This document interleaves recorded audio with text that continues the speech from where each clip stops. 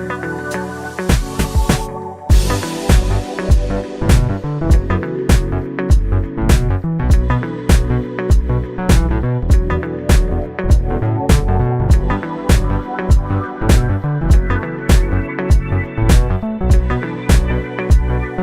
siapa? Kan begitu. Yang ternyata, oh Bapak Menteri, oh Pak Anas gitu saya. Oke, jumpa lagi dengan saya Bang Jen dalam acara podcast nasional televisi luar biasa. Biasa hari ini agak belepotan karena aku hari ini ya, mendapatkan narasumber yang luar biasa gitu ya. Narasumber ini saya nggak perlu mengulik, nanti akan saya ulik lebih dalam ya. Karena apa? Dia macam-macam sih. Ya, narasumber yang satu ini memang luar biasa sekali. Jadi sepak terjangnya menurut aku nih di dunia persilatan, dunia persilatan ya, dunia persilatan atau di dunia maya juga seperti itu. Oke, langsung saja masih bersama Bang Jen, obrolan Bang Jen di Nasional Televisi. Kali ini saya perkenalkan ada sebuah nama di sini. Aku panggil Bang aja sudah di sini. Panggilannya sih Bang Tony. Nama lengkapnya Ali Nur Fatoni. Ya, kalau lihat sebuah nama ini, apalah arti sebuah nama, tapi sangat ini luar biasa sekali. Bang Tony, apa kabar? Alhamdulillah sehat Bang Jen. Iya, terima kasih sudah bisa hadir di acara saya Ya. di obrolan Bang Jen. Bang Tony begini, kenapa saya beberapa hari ini interest memang ingin segera sih, bukan segera, tapi karena saya lihat ini banyak sesuatu hal yang dilakukan. Bang Tony ini ya dulu seorang aktivis, kemudian seorang reporter atau wartawan ya di salah satu media yang ternama di Banyuwangi. Kemudian yang terakhir ini menjadi user sebuah desa, kepala desa begitu. Bang, saya akan tanya tidak aktivis dulu Bang, menjadi seorang kepala desa, Bang Tony di daerah, salah satu daerah di Sumberarum ya di Banyuwangi Bang. Satu periode ya, karena kayaknya 2 periode belum beruntung. Tapi dengan 1 periode ini, apa aja Bang Tony yang sudah kerjakan di Sumberarum ini? Iya. Capaian-capaiannya Bang. Kalau kita di latar belakangi dulu ya Bang. Di latar belakangi bahwa saya dulu menjadi wartawan, melihat desa saya kok terpuruk. Nah, desa saya merasa terpuruk, saya harus tampaknya saya bisa bekerja sama dengan instrumen-instrumen yang ada baik di desa maupun di jaringan saya yang ada di luar untuk membangun desa saya. Desa Sumberarum yang berada di paling ujung bersebelahan langsung dengan Gunung Raung, tepatnya di Kecamatan Ronggon. Saat itu kita ingin memberikan sesuatu untuk desa kami, salah satunya baik berkaitan dengan pelayanan desa, kemudian masalah warga yang sedang sakit harus dibawa ke rumah sakit dengan mobil pelayanan desa, mobil ambulan lah semacamnya dan seterusnya, tentang penanganan air bersih. Program-program saya saat itu selesai di dalam 2 tahun terakhir. Wah, luar biasa. 2 tahun. 2 tahun nih. 2 tahun terakhir. 2 tahun. Terus kemudian pada perkembangannya KTP misalnya. Orang datang ke kantor saya, ke kantor desa Sumberarum mengurus KTP. Mereka suruh menunggu saja sudah, menunggu. Nanti kita request lah, Dispenduk ke mall pelayanan publik. Biasanya itu untuk KTP itu kan diantar oleh kantor pos. Setelah datang di kantor desa, masyarakat saya itu nggak perlu ke kantor desa. Staf saya kepala dusun untuk menyerahkan langsung KTP kepada yang bersangkutan. Pada warga. Jadi persentuhan langsung. Jadi bisa delivery itu. Iya, delivery langsung. Terus Bang Tony, menarik sekali ini.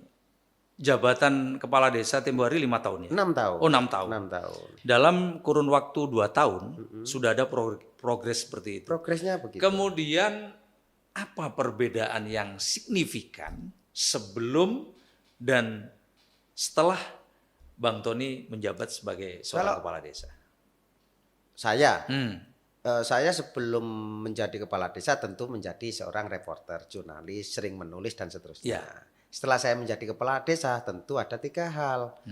Pengabdian masyarakat, pelayanan, dan pengabdian pelayanan masyarakat kemudian memberikan dampak pembangunan untuk masyarakat.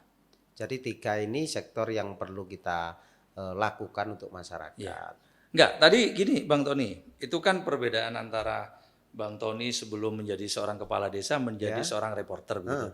Maksud saya begini, sebelum Bang Tony itu menjabat menjadi kepala desa di desa itu, dan sesudah Bang Tony menjabat, perbedaan yang signifikan di ruang lingkup desa itu apa? Ya sangat banyak. Apa itu? Contohnya? Satu, infrastruktur jalan. Salah satu dusun di desa saya, sebelum saya masuk menjadi kepala desa, ini tidak pernah dibangun.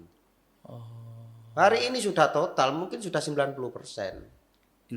Infrastruktur, pavingisasi, aspal dan seterusnya, jalan. Ini kan bagian dari, bukan karena menggunakan dana desa, ADD, tetapi bagaimana kita menjaring aspirasi baik dari anggota DPR, melalui Pokir, kemudian lewat APBD dan seterusnya. Bahkan desa kami saat ini, selama era kita kemarin, itu sudah bisa membangun pembangkit listrik mega hidro yang bisa memenuhi kebutuhan listrik se-Jawa Bali dan sekarang sudah beroperasi. Tepatnya di Dusun Sumber. Tempatnya di sana? Desa saya. Wah, luar biasa ya Bang ya. Ini perusahaan yang membangun ini adalah pihak swasta. Hari ini sudah berjalan dan memenuhi kebutuhan listrik Jawa Bali. Dan ini kontraknya 25 tahun dengan PLN. Jika 25 tahun sudah selesai, maka nanti akan dikembalikan kepada negara. Dan dampaknya bagi masyarakat desa kami seperti apa? Banyak warga kami yang hari ini sudah bisa bekerja di pembangkit listrik itu. Ini diantaranya. Itu di masa Bang Tony menjabat sebagai kepala desa periode 2017-2023. 2023, ya. Memang desa saya itu sebelum saya masuk desa kategori desa tertinggal. Setelah saya masuk, hari ini sudah masuk menjadi kategori desa mandiri. Desa pertama yang paling belakang kata E kan, sangat tertinggal, desa tertinggal, kemudian desa berkembang, kemudian desa maju dan desa mandiri. Hari ini kita sudah desa mandiri, sudah level A, grade-nya naik up sama dengan desa-desa yang lain. Padahal sebelumnya desa kita adalah tertinggal, dapat D. Kalau sekarang A itu sudah capaian. Itu menurut kami, menurut penilaian dari kementerian. Tetapi sekali lagi, Bang Jen, apapun prestasinya kita di mata masyarakat, kalau soal pilihan itu kadang berbeda. Karena mohon maaf, kemarin saya bertanding, berkompetisi, harus siap menang dan siap kalah. Namanya siap menang, siap kalah itu dulu beliaunya ini kan kepala desa, rival saya, yang saya kalahkan. Kemudian kemarin beliaunya tanding naik sama lagi. Saya, kan skor masih 1-1. Skor masih 1-1. Skor masih 1-1 ini. Rencana dia mau memasukkan bola lagi ini kalau lihat ya. Artinya demokrasi ini harus siap dan siap kalah. Terlepas masyarakat desa Sumberarum yang selama ini kita berikan sesuatu, kemudian pada akhirnya saya harus kalah, tidak masalah. Sekarang saya menjadi manusia merdeka. Gitu loh. Tapi menarik ya Bang Tony ya. Apa yang disampaikan Bang Tony tadi, pencapaian selama menjabat menjadi seorang kepala desa, itu sangat luar biasa sekali menurut saya ya. Di suatu daerah yang tertinggal, kemudian menjadi grade-nya naik menjadi A, gitu ya. Dalam pilihan tadi, Bang Tony sudah menyampaikan bahwa namanya pertandingan itu siap kalah dan menang. Sebetulnya Bang, saya juga heran. dengan sistem demokrasi di Indonesia ini. Sepertinya apa sih yang dicari oleh mereka para konstituen itu ya, para masyarakat kita. Sebetulnya kalau melihat track record ya, seseorang memimpin, saya kira harusnya dipilih kembali dong, harusnya begitu ya. Tapi apakah ada faktor yang mempengaruhi itu, Bang Tony? Misalkan faktor ya, mohon maaf, mengenai finansial segala macam, Ya, gimana itu, Bang? Kemarin itu kita sudah memberikan sesuatu. Kalau saya harus membeli suara, saya tidak sanggup. Ya, ya. Paham maksud saya? Iya. Kalau saya harus membeli suara, saya tidak sanggup. Saya sudah konsultasi dengan keluarga. Bahkan misalnya saya membutuhkan anggaran 300 juta misalnya ya, 300 juta untuk mohon maaf untuk nembak. Saya pilih tidak sudah. Saya pilih tidak dan faktanya suara saya 2017 tidak berubah. Kemarin suara saya tetap tidak berubah. Yang militan dengan kita, dengan saya misalnya, yang memilih saya tidak berubah. Cuma calonnya itu kan berbeda.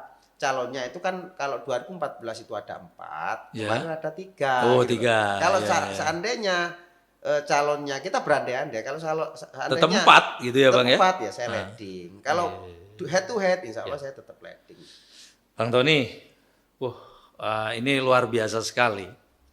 Tadi disampaikan bahwa pemilihan seorang kepala desa, saya merinding ini mendengar tadi ya, dimana kalau misalkan ada kocek sekitar 300 juta, itu bisa dipastikan kita akan memenangi sebuah pertarungan itu. Bang, apakah sistem demokrasi kita yang saat sekarang, merinding lagi nih Bang saya. Iya. Sistem demokrasi kita ini yang saat sekarang fenomenanya itu apa sudah seperti itu? Kalau misalkan ini masih kategori levelnya kepala desa, Bang, harus mempunyai kocek 300 juta. Tapi Bang Tony memilih no way, tidak. Itu ya kru ya, kita asli jempol juga gitu. Itu salah satu untuk mendidik masyarakat kita berdemokrasi. Menurut Bang Tony, ini kalau sistem atau katakanlah mindednya masyarakat seperti itu, apa masih bisa dikatakan demokrasi nih, Bang? Gini loh, logikanya kan paling sederhana begini. Logikanya ada sebuah dusun di desa saya, jalannya naik, rusak. Di situ adalah lumbung pangan, bisa memenuhi pangan bukan warga Sumber Harum, tetapi bisa memenuhi pasar-pasar di seluruh Kabupaten Banyuwangi. Pasar genteng disuplai dari desa saya. Sayur mayur, cabai, hasil pertanian semuanya suplai pasar genteng, Belambangan semuanya dari desa saya. Dan masyarakat Sumber Harum itu lalu lintas kendaraan luar biasa. Kalau akses jalannya itu rusak, maka juga berdampak terhadap perekonomian. Betul. Maka infrastruktur kita bangun, begitu. Selevel 1 dusun saja itu sudah dampaknya jalan sudah dari rusak parah, kemudian mulus era saya masih kalah. Paham maksud saya? Paham. Saya masih kalah. Terus yang dicari apa? Ini berkaitan dengan masalah psikologi orang. Artinya begini, saya lari ya. Saya naik sepeda motor sudah gigi 4. Mungkin apa staf saya atau apa saja itu masih 2 atau 1. Jadi Kak Coro Melayu lari itu belum bisa diimbangi. Makanya paradigma masyarakat ini harus kita bangun. Kan ada beberapa tipe masyarakat desa, bukan hanya desa Sumber Harum. 51 desa incumbent kemarin mayoritas tumbang. Mayoritas kalah. Jadi cara ngomong kasare aku kalah, ake kancane. Kalah ake kancane, gitu loh. Gitu loh, Mas. Iya. Kalah ake kancane. Enggak banyak kok teman-teman seangkatan saya yang prestasi luar biasa. Ingat perjuangan sekarang erani sampean Mas Tony sampai ke Jakarta bolak-balik memperjuangkan aspirasi dari jabatan 6 tahun ke 9 tahun kemudian didok 8 tahun. Insya Allah konco-konco kepala desa Kabupaten Banyu tidak akan pernah lupa atas perjuangan sampean dan kawan-kawan. Berjiwa besar ya Bang. Ya. Jiwa besar ya. Bang, berarti kalau Bang Tony tadi menyampaikan dengan nilai 300 tadi ya Bang ya. Berarti awal waktu pencalonan pertama Bang Tony itu apakah juga mengeluarkan kocek sebesar itu atau bagaimana? Yang jelas kalau ngomong kesiapan ya secara mental saya justru siap kemarin secara mental. Secara mental ya.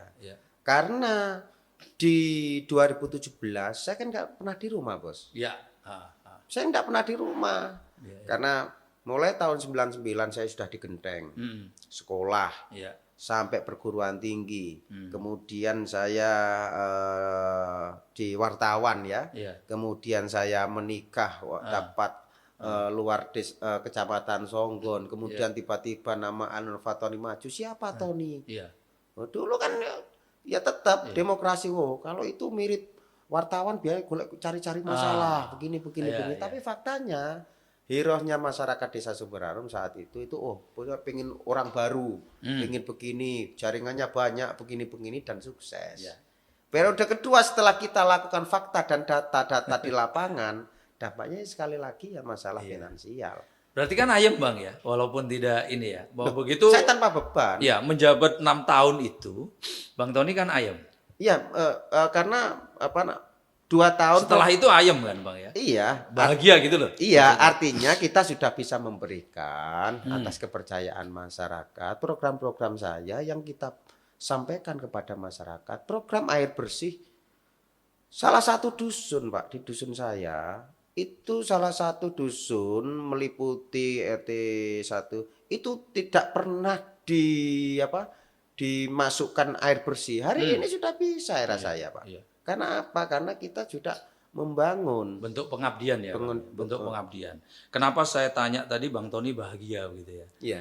Kalau saya tanya bahagia, tentunya banyak faktornya ya Bang. Tentunya di mana banyak saya lihat kepala-kepala desa, walaupun masih menjabat, kemudian sudah purna, itu banyak tersangkut. Iya paham saya. Tersangkut Bang, banyak tersangkut. Berarti indikasi ke sana Bang Tony nggak ada kalau gitu. Ya begini, setiap tahun kita kan harus evaluasi Bos. Setiap tahun misalnya tahun ini kita harus membangun harus ini PR ini harus kita selesaikan. Selama era kita tidak ada masalah. Kita seperti contoh aja ya. Contoh di urusan pertanian masalah irigasi. Masalah irigasi. Kita juara 2 loh Jawa Timur. HIPA loh ya. Juara 2 mendapatkan penghargaan langsung dari Khofifah Indar Parawansa. Padahal dulu sebelum era saya itu gegeran antar petani rebutan air. Kita tata manajemennya, bangun komunikasi, manajemennya urusan HIPA, urusan ini semuanya harus tertata dan itu harus mandiri. Gitu. Akhirnya apa? Sekarang sudah tidak ada lagi orang yang rebutan air di sawah. Termasuk rebutan air untuk urusan air bersih yang HIPAM.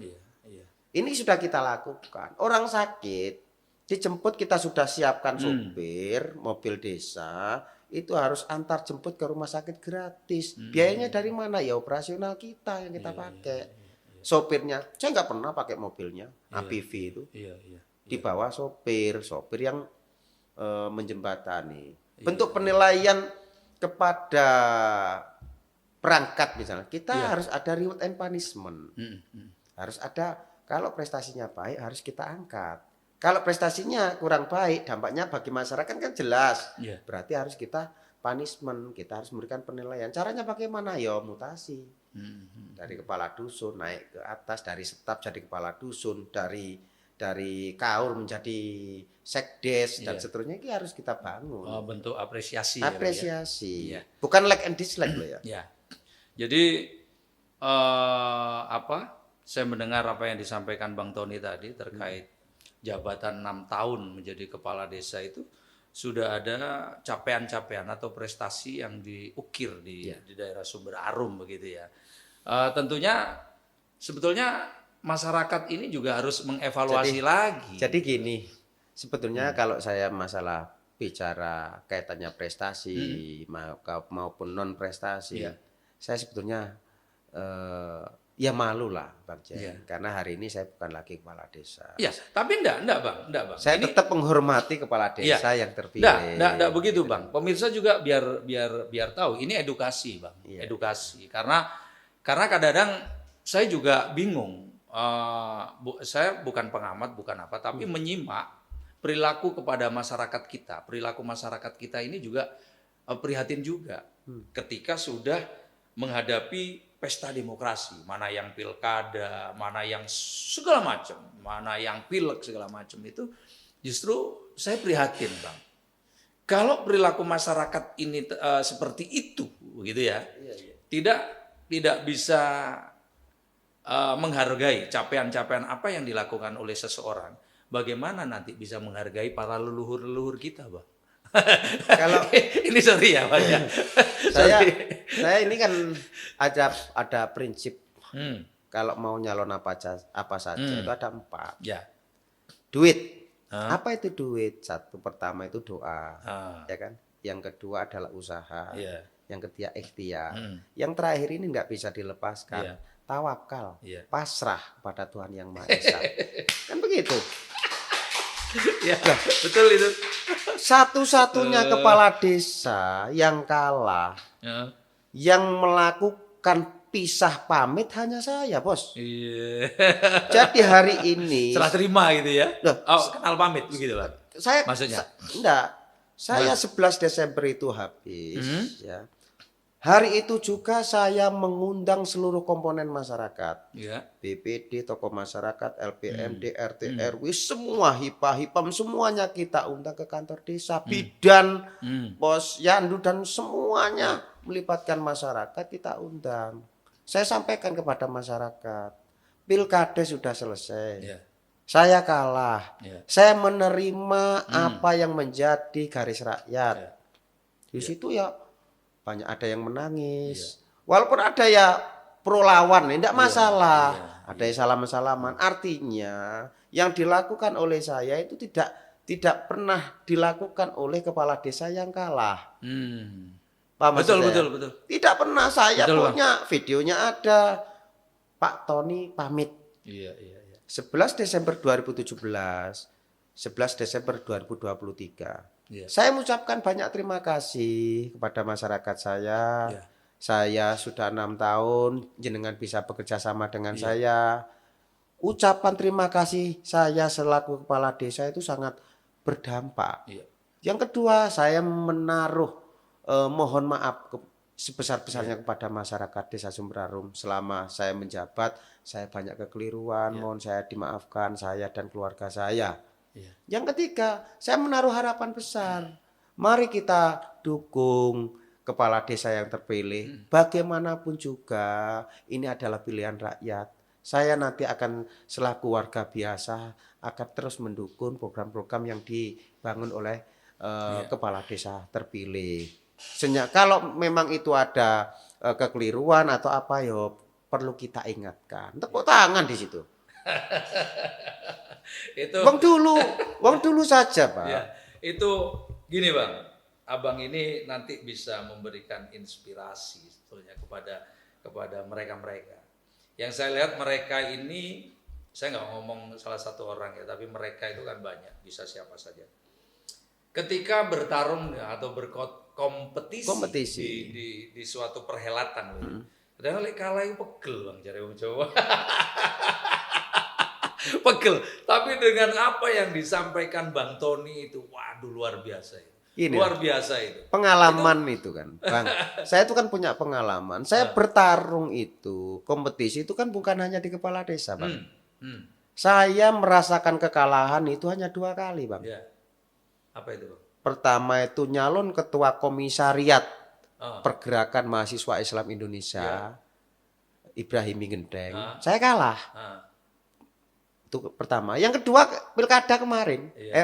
Pilkades kemarin. Pilkades. Dua. Iya. Kalau soal kemenangan saya banyak menangnya jika dibandingkan dengan kekalahan saya.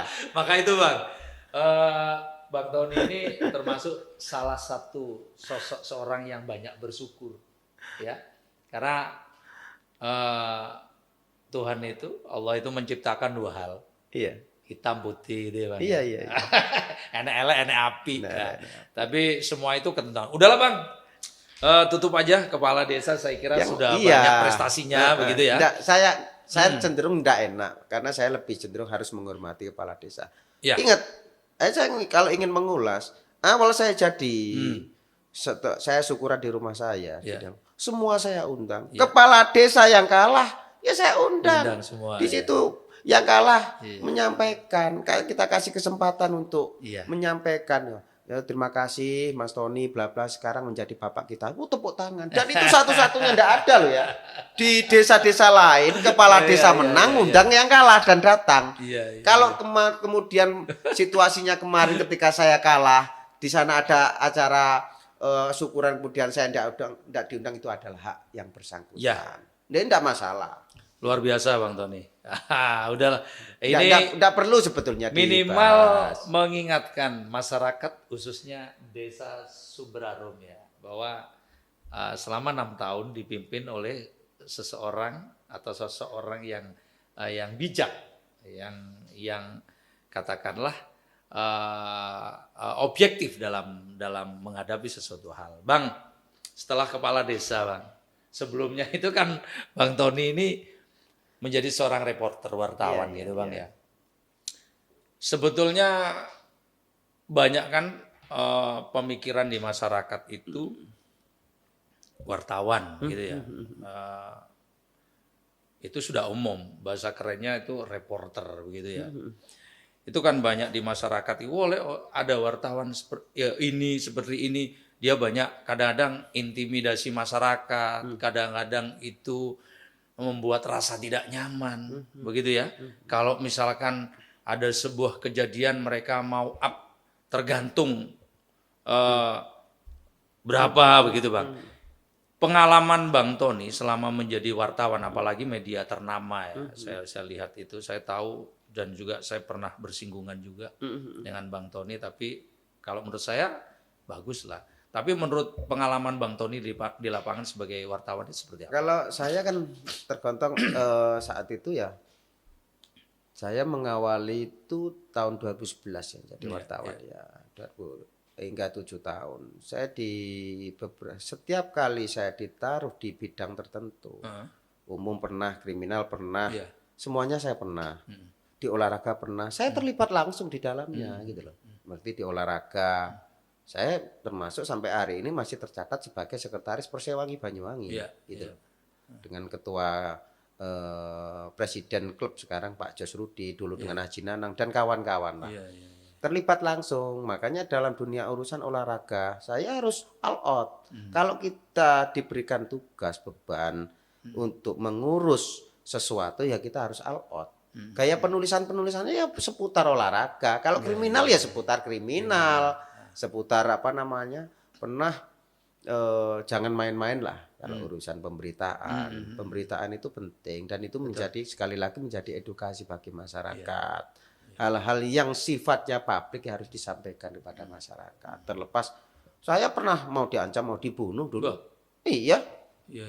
Saya mau diancam, mau dibunuh ya kita hadapi. Terkait apa itu Bang? Ya terkait pemberitaan. Pemberitaan kriminal atau kriminal ya. Saya mau diancam, mau dibunuh, tetapi saya tetap berani. Karena saya ingin menyampaikan bahwa ini adalah data dan fakta dan ada narasumbernya. Sampai hari ini saya masih tercatat sebagai anggota Persatuan Wartawan Indonesia PWI. Iya, karena saya termasuk ikut UKW. Saya punya datanya gitu loh Bang. Di dunia jurnalistik sampai hari ini kan saya tetap menjadi penulis Bang. Mengamati fenomena politik, bisa dicek di opini-opini saya di berbagai media. Terkait mulai perkembangan, hari ini kan saya tercatat sebagai sekretaris Forum Diskusi Dapil Banyuwangi yang isinya itu adalah banyak politikus, ketua partai, ada wakil bupati, ada banyak di situlah. Kita berdiskusi terkait dengan dinamika di Banyuwangi. Ya, menarik ini. Lagi-lagi nggak ada yang menarik ini yang kita bicarakan, menarik semua ini. Karena tadi bicara kepala desa seperti itu. Sekarang menjadi boleh dikatakan mantan reporter juga bisa, masih berjalan juga bisa. Karena tadi disampaikan Bang Tony masih suka menulis juga. Ya, hari ini masih Berarti rutin juga menulis. mengkritisi juga Bang ya, Salah. mengkritisi. Mengkritisi. Terus nih sekarang kan mau ada gawe besar di Banyuwangi ini Bang. Melihat fenomena ini Bang. Iya. Terkait pilkada Banyuwangi ini arahnya seperti apa sih Bang? Informasi yang kita ketahui, Bang. Ya. Saya kemarin kan sudah menyampaikan di salah satu media televisi juga. Ya. Kalau sampai terjadi satu pasangan calon, Ya. ya kan, maka demokrasi di Banyuwangi tidak sehat. Tidak ada persaingan. Tidak ada Atau persaingan. mungkin kata orang Jawa musuh bumbung kosong begitu ya? Kira-kira begitu. Iya. Karena tanda-tanda untuk melawan bumbung kosong itu ada gitu loh. Iya, Saya sudah kita garis bawahi bahwa potensi pilkada ini maksimal adalah 3 calon, tidak mungkin 5, tidak mungkin 4. Iya.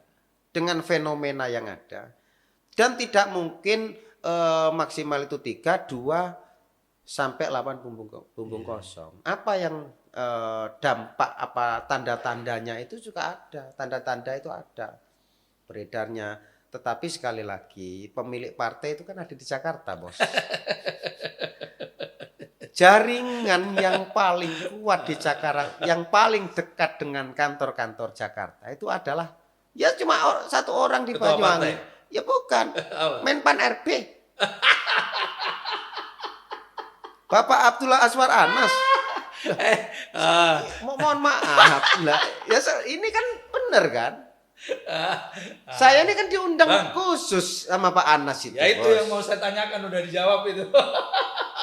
Lah, kenapa Bang kemarin itu Bang langsung wis? Iya. Apa itu? Ada Ya, ada kita kan- undangan atau sekedar makan malam, makan Jadi siang begini, atau gimana, Bang? saat itu kan kita enggak paham juga ini skenarionya siapa. Saya kan gencar menulis, Bang. Dan menulis, kemudian potensi ini dan itu dan seterusnya. Akhirnya suatu ketika di pagi hari sekitar jam 9:30, enggak 9 ya. Ada saya menerima tamu di rumah, HP enggak saya pegang. Ada panggilan tak terjawab 2 kali. Nomor kartu halo siapa? Terus telepon lagi. Mas Tony. Oh iya. Ini Bapak mau bicara. Bapak siapa? Kan begitu.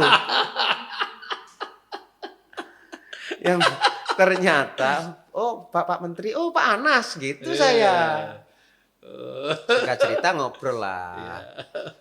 Ya mohon maaf ya saya merasa sudah lama gak bertemu ketika saya waktu itu bersama teman-teman mendirikan Perdunu itu kan. Yang viral itu kan di kediaman saya dulu. Berdirinya Perdunu yang akan menggelar festival santet itu kan. Ya sampai, wah gimana kabarnya Mas Tony? Oh saya Pak, tumben sampai telepon saya ngono aku. Oh iya sampean sudah nggak kepala desa ya Pak. Saya kemarin kurang beruntung dan saya kalah, enggak masalah. Oh iya. Agak lama. Gimana perkembangan Banyuwangi? Di warung-warung kopi sekarang itu pilkada yang dibicarakan gitu ya. Singkat cerita, kalau ke Jakarta mampir ya. Oh saya sering ke Jakarta Pak. Ya akhirnya ya kalau ada apa-apa hubungi ajudan ini. Hubungi ajudan. Singkat cerita, kita ke sana. Kemana?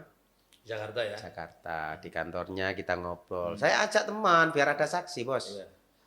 Diajak makan malam enggak, Bang? Ini belum selesai ceritanya ini. Di kantornya itu ngobrol macam-macam ABC, D, E, F, G. Masih belum puas. Besoknya saya diajak makan di GI Grand Indonesia. Saya diantar patwal, Bos. Bahaya ya. Intinya di situ ya kita ngobrol-ngobrol seputar Banyuwangi, pilkada macam-macam. Beliaunya yang nggak perlu saya sampaikan di forum inilah. Tapi pada satu yang teringat dalam benak saya.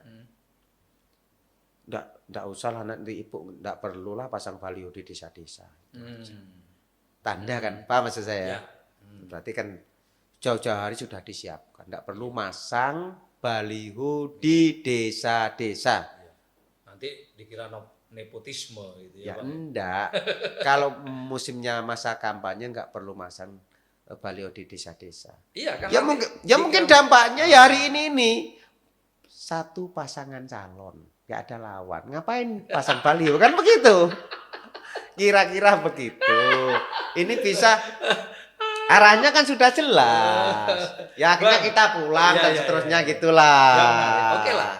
Tapi sekarang kan saya lihat itu banyak beberapa calon ya yang katakanlah menggebu. Saya lihat menggebu sekali lah, menggebu sekali. Sebetulnya kalau di mata seorang Tony, Ya. sejauh mana sih peluangnya mereka ini? Kalau kita melihat begini, ini kan ada beberapa nama yang sudah muncul. Mulai awal kan ada Ya. Bapak Sukira, Ya, ada Ali Ruci, ada Gus Maki, ada Gus Munib, ada Pak Sumail, ada Pak Katir, ada Pak Mekel dan kawan-kawan. ya, Pak Yusuf. Pak Yusuf. Tapi kan lama-lama mengerucut. Mengkerut kalau Mengkerut. menurut saya. Iya, Rek. Mengkerut ya. Mengerucut. Kenapa mengerucut? Yang pertama mungkin hanya sebatas gimmick. Yang kedua hanya ingin, mohon maaf dalam tanda kutip, tebar pesona. Kemudian supaya bisa meningkatkan elektabilitas, popularitas. Tetapi sekali lagi, rekomendasi partai politik yang ada di pusat adalah yang terakhir. Puncaknya kan begitu. Mohon maaf. Itu pasti, Bang. Ya jelas lah. Wah. Kenapa kok jelas? Pemilik partai, ya dalam tanda kutip bahasanya paling sederhananya adalah hari rayanya adalah partai. Rekomendasi ada kan seperti Partai Nasdem tanpa mahar kan begitu, macam-macam lah. Memang Faktanya Nasdem hari ini di Banyuwangi itu sudah memberikan rekomendasi untuk Bu Ipu. Dan satu-satunya calon yang mendapatkan rekomendasi di Banyuwangi hanya Bu Ipu. Ya, balihonya kan sudah ada, Bang. Balihonya. Nah, itu kan karena ya. dan ini satu-satunya Ya. dan ini dilakukan oleh Partai Nasdem. Yakin itu, Bang, nggak ada mahar, Bang? Kalau sepengetahuan saya dan saya tidak bisa menjadi saksi, ya kan? Menjadi saksi itu benar atau tidaknya. Kayak yang jelas, mohon maaf, Nasdem setiap kali pilkada tidak pernah kalah. Nasdem loh ya. Ya. Saya tidak memuji dan ini data. Boleh dicatat. Pilkada era pilihan langsung 2005 sampai 2024 besok ini 2020 terakhir. Yeah. Partai Demokrat, ngomong Partai Demokrat. 2005 kalah. 2010 kalah. Demokrat ya. 2015 menang. 2020 kalah. Yeah. Dalam mengusung calon. Yeah. Era pilihan langsung. Kita satu lagi, Demokrat, PDIP. 2005 kalah. 2010 menang, 2015 menang, 2020 menang. 3 kali menang, sekali kalah. Ya kan? Yeah. PKB 2005 kalah. Ya kan? Tidak mengusung Bu Ratna kan saat itu. 2010 menang, 2015 menang, 2020 kalah. PKB. Kita harus flashback ke belakang. Golkar 2005 kalah, 2010 itu menang, 2015 itu kalah, 2020 kalah. Itu Golkar. Ini harus capaian nih. Gerindra 2000 karena 2005 belum. 2010 Gerindra saat itu mengusung 2005 kalah. 2015 kalah, 2020 menang. Kan kemarin Gerindra ngusung Bu Ipu. Yeah. Nasdem mulai 2015 menang, 2020 menang. Ini capaian yang tidak bisa diganggu. Yeah. Kalau yang disampaikan Bang Tony tadi mengenai partai-partai lah segala macam, sekarang nuansanya itu fenomenanya itu mengerucut kepada salah satu calon Ya semuanya. justru yang sekarang yang diperebutkan itu sosok wakil. Iya, sosok wakil Bang. Terus kemudian kalau semuanya seperti itu Bang, apa arti demokrasi yang sebenarnya sebetulnya Bang Tony? Kalau saya sampaikan kan di awal, ya kan, di awal itu demokrasi kita sudah nggak sehat. Iya. Kalau ingin melawan hanya calon tunggal, kalau demokrasi bisa berjalan dengan baik, ya itu adalah hak konstitusi, Bos. Terlepas siapa yang menang, kalau yang menang adalah calon yang ada fotonya, itu ya berarti ya sudah selesai. Iya. Bukan berarti lawan calon bumbung kosong itu secara otomatis calon pasangan tunggal itu menang. Jangan salah loh ya. Iya. Pilkada pilihan wali kota Makassar itu di satu-satunya itu yang menang adalah bumbung kosong. Maka bagaimana kalau misalnya di Banyuwangi besok itu lawan bumbung kosong dan pada akhirnya kan peluangnya ada dua. Yang menang ada fotonya di kertas suara, yang satunya menang bumbung kosong. Kan begitu. Nggak ada foto.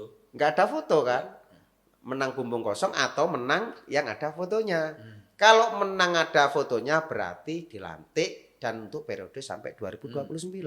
Kalau nggak di bumbung kosong yang menang, maka pilkada diulang. Diulang kapan? Di tahun depan, gitu Bos. Justru akan membutuhkan biaya yang sangat besar. Biaya lagi, ini namanya Masyarakat masih disuguhi dengan namanya pesta demokrasi. Iya.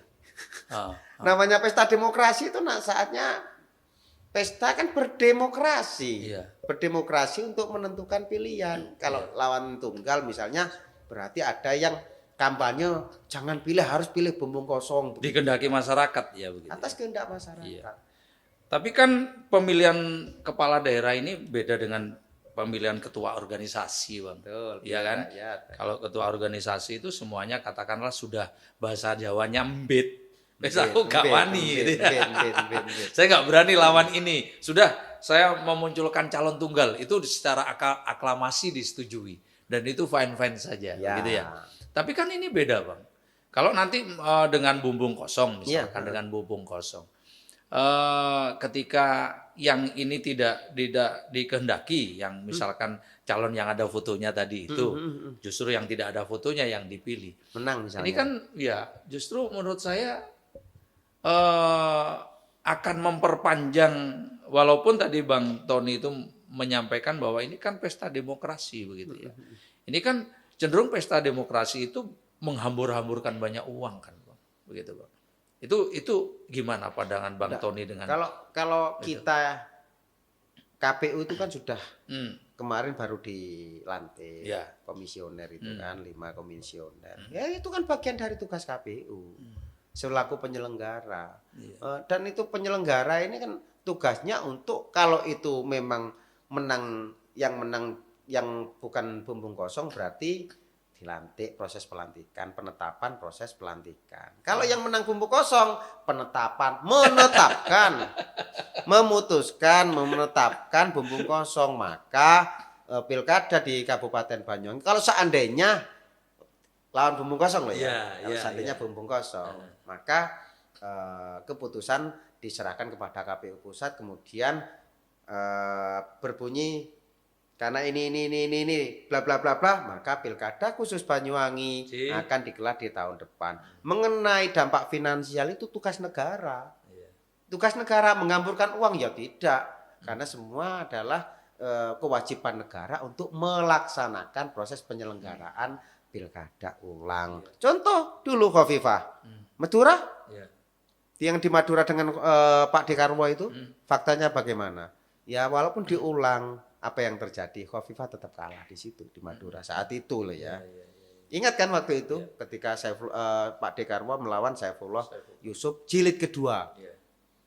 Diulang kan di hasil putusan Mahkamah Konstitusi. Bisa saja di kemudian hari kelompok-kelompok tertentu yang pro bumbung kosong ya kan mengajukan ke Mahkamah Konstitusi berdasarkan pelanggaran A B C D E F G misalnya membatalkan putusan KPU.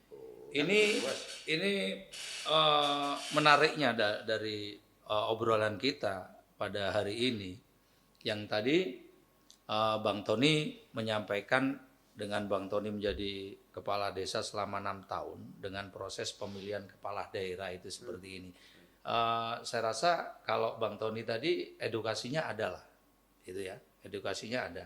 Terus kepada pemilihan kepala daerah ini kan yang terpenting itu kalau menurut pemikiran saya, siapa yang mempunyai finansial sangat besar, itu akan memenangkan perhelatan itu. Ya, Apakah gini, Pak.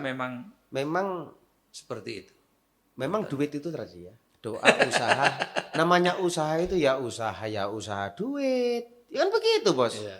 Usaha duit. Bayangkan kalau di Banyuwangi itu ada 189 desa. Ya.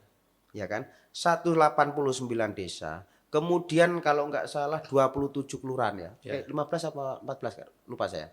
200 sekian. Kalau di desa saja membutuhkan modal untuk nyalon kepala desa minimal buat rata-rata sudah 200 juta. Maka 200 kali 200 juta kali 200 orang berapa? Biaya berapa? 2 kali 2 4 miliar ya? Iya. Sekitar itulah. Pokoknya sekitar itulah 200 juta dikali 200 nilainya berapa? Itu untuk biaya pilkada di Banyuwangi minimal membutuhkan dana seperti itu. Iya. Sekian miliar itulah. Sekian miliar sudah. Karena hemat kita itu kemarin kita menganalisa ya karena mengelola anggaran pilkada mengelola APBD, Bos ya. APBD di Banyuwangi 3,2 T. Iya. Ya mohon maaf. Jenengan vendor ya. Mas Tani sampai nyalon bupati. Oke, siap. Saya nyalon bupati. Saya akan menyumbang 10 miliar. Oke. Nanti bagaimana prosesnya? Ya nanti saya pelaksana tender kontraktor macam-macam. 10 miliar ya kan? 10 miliar dia membantu kami, ini nilainya 0, Bos. Bargaining. Jadi intinya finansial itu tidak murni mengeluarkan dari kocek kita sendiri. Ya kan banyak macam-macam. Oh, gitu. Ada vendor, ada kawan, ada kolega. Kalau ada mungkin macam-macam. seperti itu, aku mau nyalon Bang. Masalahnya itu situasinya kan nanti bisa berbalik, menang atau kalah. Iya. Tapi kalau yang disampaikan Bang Tony harus mempunyai seorang kepala desa aja harus mempunyai 300 juta Bang. Ya, minimal 200 lah. Kalau hitung-hitungan kita, basic kita memang usaha ya Bang ya. Iya. Kalau mempunyai finansial sampai segitu, mungkin hitung-hitungan kita akan berbisnis dengan sudah menghitung BEP-nya sudah tahu. Tapi kalau itu Bang digelontorkan begini, BEP-nya kapan Bang? Apa kira-kira terus kemudian setelah jadi duduk apa enggak panas kursinya itu Bang? Kalau kalau urusan desa itu sudah selesai lah. Iya, enggak, ini membandingkan gitu loh Bang. Ya faktanya banyak yang masih nyalon kepala desa, di situ ada apa? Itu kepala desa. Terus yang kalau Bang Tony tadi bilang selesai lah kepala desa. Ini ke pilkada Bang. Kalau pilkada berarti kan, ya mohon maaf, 2010 Abdullah Azwar Anas itu nyalon bupati. Jadi bersama Yusuf Widiatmoko. 2015 bersama Yusuf Widiatmoko. 2020 kenapa Pak Anas itu tidak mengusung Yusuf Widiatmoko. Justru mengusung Ibu Festiandani istrinya. Kenapa itu? Apa? Ya kan dinamis bahasa politiknya Bos. Dinamis. Bang Tony menyampaikan dinamis, tapi dengan bagaimana dengan politik dinasti atau apalah itu namanya itu seperti apa? Ini dibalut dalam pesta demokrasi di Indonesia. Ngomong apa ya? Ngomong Satria Paningit atau apa raja-raja Jawa kata Gus Dur itu. Napuk nyilih tangan akeh. Contoh Pak Jokowi, anakku wis ben dodolan gedang, pisang macem-macem, kan begitu putranya ya.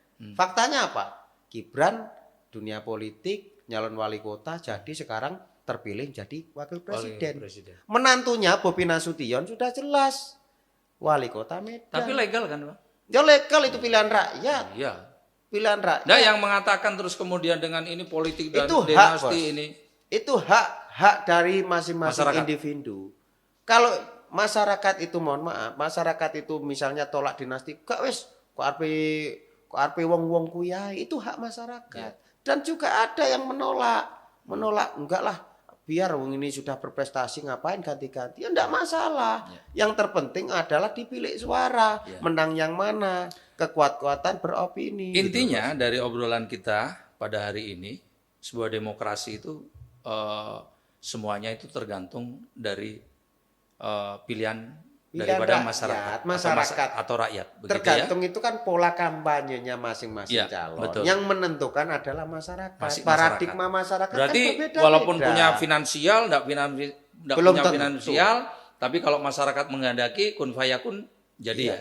Banyak kok contoh calon-calon bupati. Kalau hari ini misalnya seperti dalam tanda kutip PKB tinggal sendirian misalnya. Kan nggak bisa mengusung pasangan calon karena PKB tidak cukup kursi. Tidak cukup syarat. PKB hanya dapat 9 kursi, minimal mengusung pasangan calon kan 10 kursi. Terakhir Bang Tony, tadi sudah bicara mantan kepala desa, kemudian berkembang kita menjadi seorang reporter, kemudian berbicara terkait dinamika politik. Terakhir Bang Tony kan pernah menjadi seorang aktivis. Apa saja yang dilakukan saat beraktivitas menjadi aktivis? Ya aktivis dulu ya saya sering demo, Bos. Oh, demo ya. Demo bukan hanya di Kabupaten Banyuwangi. Bu Ratna kita demo terus dulu itu. Ada dokumentasinya. Menyuarakan apa itu, Bang? Ya aspirasi masyarakat. Aspirasi masyarakat, kemudian kebijakan yang tidak pro rakyat. Contoh, Bang? Saat itu misalnya masalah pajak, masalah jabatan. Kalau saya masih ingat masalah jabatan yang mestinya itu bukan tupoksinya, kenapa? Mohon maaf, seperti ada di kepala pasar tiba-tiba menjadi kepala dinas pendidikan. Misalnya seperti itu, contoh-contoh sederhana itu. Bang Tony, bicara pajak sedikit aja sebelum saya akhiri ya. Setuju nggak, Bang Tony, kalau ada orang sudah makan di warung, kemudian disuruh bayar pajak, Bang? Itu seperti apa, Bang? Makan di warung suruh bayar pajak. Ya, makan di restoran atau di apalah, kita suruh bayar pajak. Sudah membeli makanannya, masih kita dikenai pajak, Bang. Itu seperti apa, Bang? Wah, ini logika kita ini gimana ya? Karena itu adalah bagian dari sektor untuk meningkatkan pendapatan. Iya, pajak meningkatkan pendapatan asli daerah, Bang. Dengan sistem seperti itu, Bang. Dengan sistem seperti itu. Sebetulnya ini juga masih, kalau menurut saya pribadi ya, Bang, tidak mewakili siapa-siapa, agak sedikit rancu. Aku sudah beli makanannya, sudah belanja. Saya yang disuruh bayar pajak ini. Itu loh, Bang, maksudnya. Ya, itu ada wakil rakyat lah. Karena saya belum bisa menguasai soal urusan itu. Bagaimana perda tentang pajak yang pada akhirnya mekanismenya kemudian disetujui DPR itu kan ranahnya DPR bersama dengan bupati itu loh, Bos. Tepuk tangan. Oke, pemirsa, terima kasih. Hari ini luar biasa sekali saya kedatangan tamu yang katakanlah bisa memberikan edukasi kepada masyarakat juga pemirsa. Obrolan Bang Jen di podcast nasional televisi luar biasa. Terima kasih Bang Tony atas kehadirannya. Mudah-mudahan apa yang dilakukan Bang Tony menjadi mantan kepala desa segala macam, menjadi seorang reporter atau wartawan, menjadi aktivis, tujuannya adalah mulia. Mudah-mudahan apa yang menjadi keinginan kehendak Bang Tony nextnya diijabah oleh Allah Subhanahu Wa Taala dan tetap sehat. Amin. Terima kasih. Bisa lancar dalam menjalankan aktivitasnya. Terima kasih. Sampai jumpa di obrolan Bang Jen dengan waktu dan hari yang sama. Dadah.